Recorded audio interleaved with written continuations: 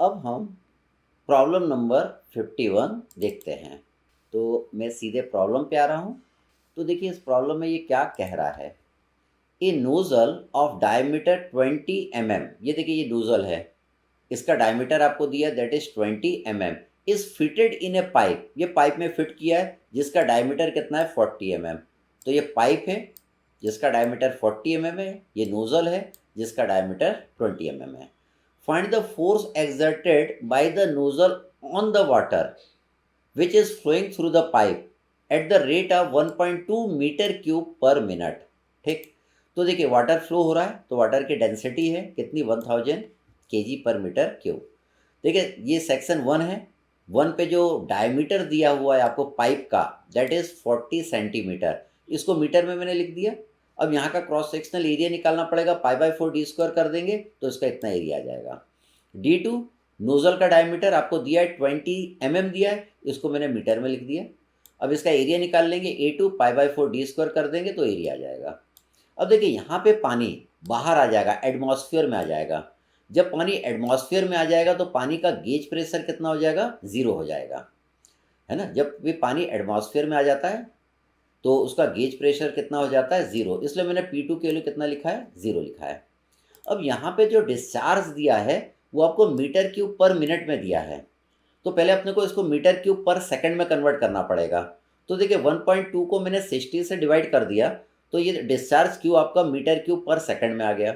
अब आपको डिस्चार्ज मिल गया है, अब हम V1 V2 निकाल सकते हैं। V1 क्या होगा, Q divided by A1, V2 क्या होगा, Q डिवाइडेड बाई A2। तो देखिए ये V1 V2 आपका निकल गया। अब देखिए अगर हमको ये वाले फॉर्मूले का यूज़ करना है तो हमको रो मालूम होना चाहिए, डेंसिटी हमको पता है 1000 केजी पर मीटर क्यूब, क्यू आपको दिया हुआ था 1.2 मीटर क्यूब पर मिनट में दिया था, आपने मीटर क्यूब पर सेकंड में इसको भी निकाल लिया। आपने V2 निकाल लिया, आपने V1 निकाल लिया। आप जानते हैं कि P2 आपका कितना होगा, ज़ीरो होगा। अब आपको क्या निकालना पड़ेगा, P1 निकालना पड़ेगा। P1 निकालने के लिए हमने बर्नौलिस थ्योरम लगाया पॉइंट 1 और 2 पे। तो देखिए Z1 Z2 आपका क्या होगा, बराबर होगा। यहाँ पे पानी एटमॉस्फेयर में आ गया तो उसका गेज प्रेशर जीरो हो जाएगा, तो ये पूरी वैल्यू आपकी जीरो हो जाएगी। अब देखिए V1 V2 हमें मालूम है, तो देखिए इस वाली इक्वेशन में खाली एक ही अननोन है that is P1। V1 V2 की वैल्यू हम यहाँ पे पुट कर देंगे जो कि हम निकाल चुके हैं, तो आपका क्या आ जाएगा, P1 की वैल्यू भी आ जाएगी। तो देखिए आपने सारी वैल्यू निकाल ली जिनकी ज़रूरत आपको इस फॉर्मूले में पड़ रही है, तो हम क्या करेंगे, सारी वैल्यू यहाँ पे पुट कर देंगे। देखिए डेंसिटी मैंने पुट कर दी 1000, क्यू की वैल्यू मैंने पुट कर दी दैट इज 0.02 जो आपने निकाला है। V2 अपना 63.69 और V1 आपका 15.92, तो V2 माइनस V1 लिख दिया। P2 कितना हो जाएगा आपका, जीरो हो जाएगा। यहाँ पे देखिए ये पूरी टर्म को मैंने जीरो कर दिया, माइनस ये P1 की वैल्यू है और ये A1 की वैल्यू है। इसको आप सॉल्व कर लेंगे तो you will get the value of Fx। फिर से है, हम एक और प्रॉब्लम करते हैं, प्रॉब्लम नंबर 52 देखते हैं। तो सीधे मैं प्रॉब्लम पे आता हूँ। तो देखिए इस प्रॉब्लम में क्या बोल रहा है, the diameter of the pipe is gradually reduced from 1 metre to 0.7 metre. यहाँ पे डायमीटर 1 मीटर था, यहाँ पे कितना हो गया, 0.7 मीटर आपका हो गया। As shown the pressure intensity at the centre line of 1 metre, यहाँ पे प्रेशर इंटेंसिटी आपको दिया हुआ है, कितना दिया है, 7.848 किलो न्यूटन पर मीटर स्क्वायर। ठीक, तो देखिए हमने पहले D1 लिख दिया 1 मीटर, तो A1 आपका निकल के आ जाएगा पाई बाई 4 डी स्क्वायर करके इतना। आपको D2 दिया है 0.7 मीटर, आप A2 निकाल लेंगे पाई बाई 4 डी स्क्वायर करके, ये A2 आ गया। देखिए प्रेशर आपको किलो न्यूटन पर मीटर स्क्वायर में दिया है, तो इसको हम न्यूटन पर मीटर स्क्वायर में ले आएंगे। मैंने क्या करा, 7.848 में 1000 का मल्टीप्लाई कर दिया तो ये न्यूटन पर मीटर स्क्वायर में आ गया।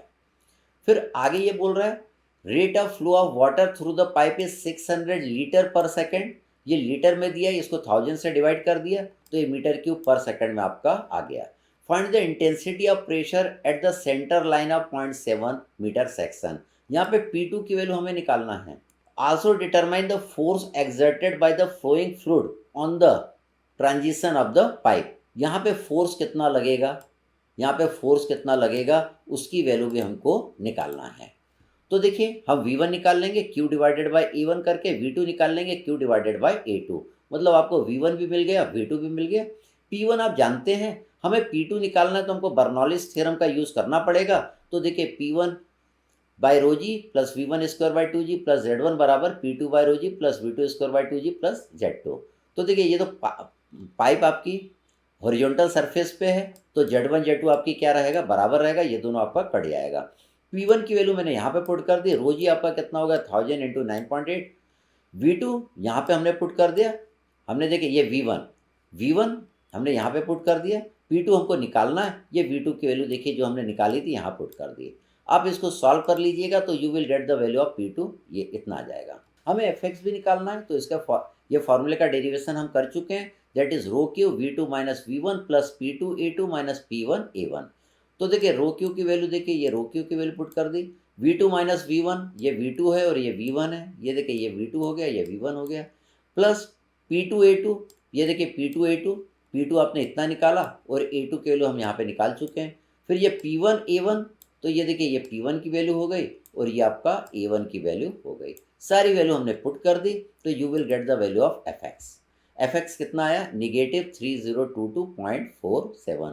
फोर्स की वैल्यू अगर निगेटिव आती है मतलब फोर्स का जो डायरेक्शन हमने एज्यूम करा है वो गलत है, फोर्स का डायरेक्शन उसके उल्टा होगा। Thank you.